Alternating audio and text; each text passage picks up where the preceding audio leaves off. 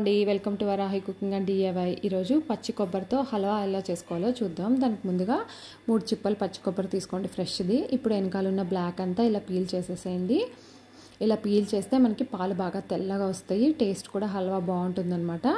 సన్నగా కట్ చేసి మిక్సీ జార్లో వేసుకోండి. దీంట్లో ఇప్పుడు 1 గ్లాస్ వాటర్ యాడ్ చేసుకుని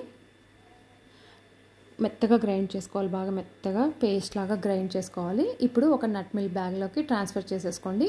ఇప్పుడు ఇంకో కప్ వచ్చేసి మనం మిక్సీ తొలుపుకుని వేసుకోవాలి, అందుకే నేను ఇక్కడ 2 కప్స్ అని రాశాను. మీకు నట్ మిల్క్ బ్యాగ్ లేకపోతే కనుక మస్లిన్ క్లాత్లో కూడా వడగట్టుకోవచ్చు.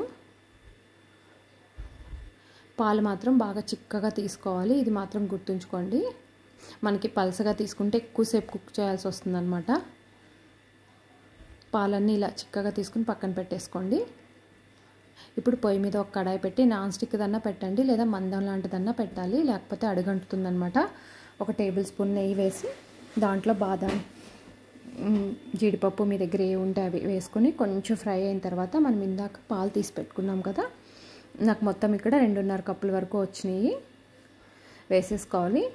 ఇప్పుడు దీంట్లో నేను ముందుగానే కలిపి పెట్టుకున్నాను 3 నుంచి 4 టేబుల్ స్పూన్లు కార్న్ఫ్లోర్, 1/4 కప్పు వాటర్ వేసి కలిపేసి దాంట్లో పాలల్లో వేసేసుకోవాలి. ఇప్పుడు ఇంకా మీడియం ఫ్లేమ్లో పెట్టి కలుపుతూనే ఉండాలండి, మనకి కలుపుతూనే ఉండాలి, లేకపోతే గడ్డలు కట్టేస్తుంది.